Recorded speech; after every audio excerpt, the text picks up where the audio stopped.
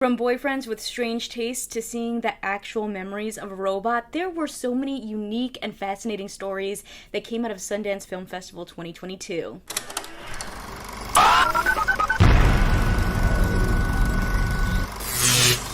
Kristen here, and today we are talking about my favorite feature and short films from Sundance Film Festival 2022. I got a chance to see a total of 44 films. There was so much talent that came out of this festival. I will also leave a link if you want to check out my past Sundance coverage.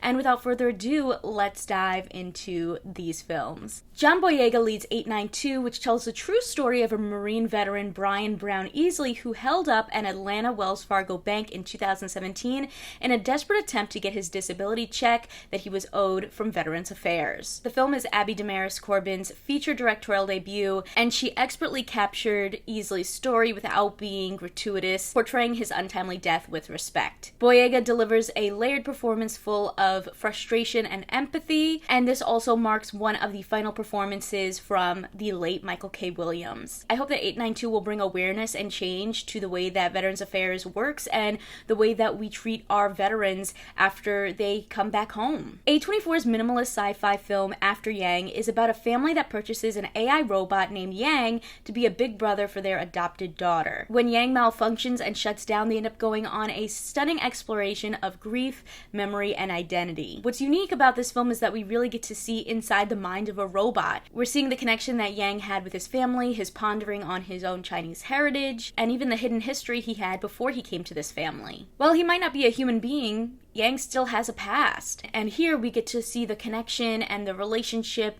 and the dependence that we have on technology in a really sentimental way. Tig Notaro and Stephanie Allen make their directorial feature debut with Am I OK? Led by Dakota Johnson as Lucy and Sonoya Mizuno as Jane, the film follows two best friends who know everything about each other until one of them confesses a big secret. She likes women and she's terrified by this later in life realization. Dakota and Sonoya have really great chemistry, and I think Johnson in particular showcases impressive vulnerability and depth in this role. The film is funny, it's heartfelt, and it really just proves that it's never too late to be your authentic self. Another Dakota Johnson-led film was Cha-Cha Real Smooth, written, directed by, and starring Cooper Raiff. This is a coming-of-age film that follows a recent college graduate named Andrew who comes home and doesn't really have a plan until he starts bringing his brother around to all the bat mitzvahs in the area and somehow gets a gig as a party starter. What develops is an exploration of relationships, figuring out who you are, and also that weird in-between stage where you're like, I'm not really a kid, but also like, am I an adult yet? It kind of gave me vibes of The Wedding Singer for a new generation, and I think this film took a really frank and direct approach to all of the conflicts that these characters deal with, and the characters in general are very vulnerable and likable even in their worst moments. Raiff delivered a really charming performance, and I think he's really solidified himself as a filmmaker to watch. Ava Noblezada made her Broadway debut in the Miss Saigon revival, and she originated the role of Eurydice in Hadestown,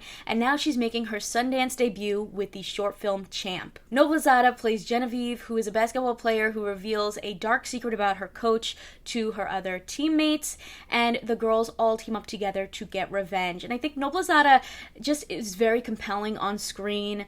There was something that kind of drew you to her as you're watching this film, and I'm excited to see what she does next because she is such a talent. Writer and director Riley Stearns makes his way back to Sundance with the deadpan sci-fi thriller Duel. This film stars Karen Gillan as a woman who finds out that she has a terminal illness, and in order to save her family and friends from grief, she decides to clone herself. But when she makes a sudden recovery, her plans to decommission her clone fail, and they end up having to fight to the death. This film kind of gave me Black Mirror meets Hunger Games vibes, and Gillan delivers a stiff and cynical performance as these dual roles of Sarah and Sarah's double. The film explores ethical, moral, and psychological questions about clones and identity and humanity. Can these two Sarahs coexist, and what if you were kind of forced into a battle of the death against yourself? As the title suggests, the film offers dual perspectives, and even I'm not quite sure who ends up making it out in the end. Director Carey Williams returns to Sundance with his sophomore film Emergency, a timely social commentary satire that tackles racism and white privilege in one wild college night. Best friends Kunle and Sean have plans to wrap up their college experience by making history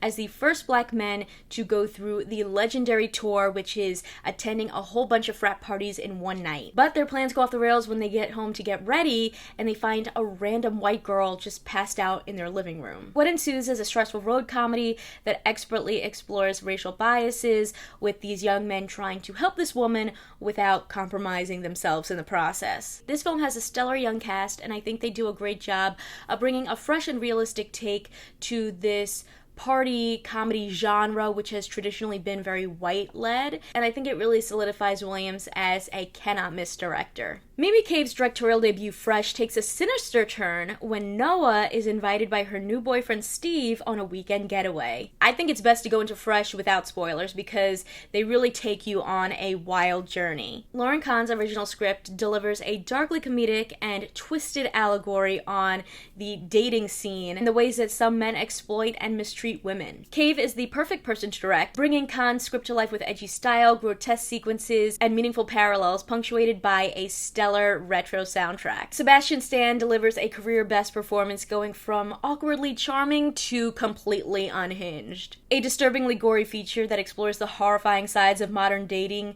Fresh is not for the faint of heart. Directed by Harris Dorn, the short film Fuck 'Em Right Back follows Sammy, a queer aspiring rapper who gets caught up in shenanigans trying not to get fired from work when he accidentally eats an edible. Real-life Baltimore rapper Emmanuel DDM Williams makes his film debut in this short, showcasing his charisma, his awesome rap skills, and his great comedic timing. Finnish director Hannah Bergholm's creepy debut, Hatching, explores a young gymnast's struggle to appease her perfectionist mother while hiding a dark secret. After finding an egg in the woods, it hatches into something that you would never expect. A highly original thriller, Hatching explores the birth of a monster while examining familial connection and the duality between ourselves and our darkest instincts. There's been a lot of Lucy and Desi films dropping, and I gotta say, the documentary directed by Amy Poehler absolutely trumps Aaron Sorkin's attempt at telling their story in Being the Ricardos. The documentary just skillfully explores every aspect of Lucille Ball and Desi Arnaz's relationship, including their love story, their working partnership, and how they truly revolutionized television as we know it. Director Ham Tran brings the first ever Vietnamese sci-fi family adventure, Micah,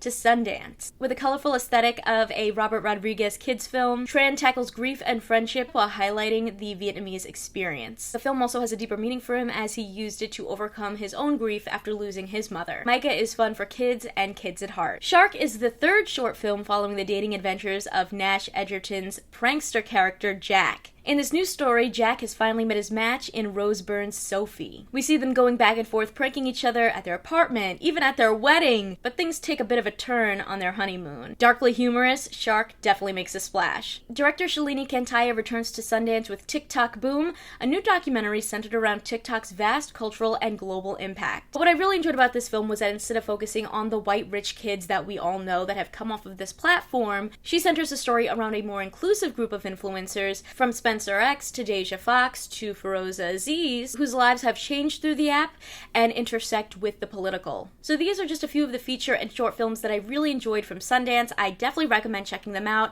I think my favorite had to be Emergency. I think Cary Williams is just a brilliant filmmaker.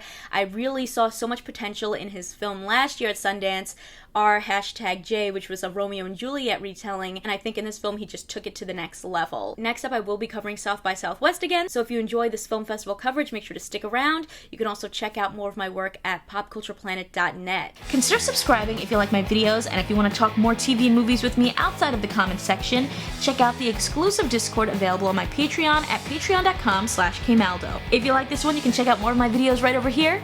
See ya!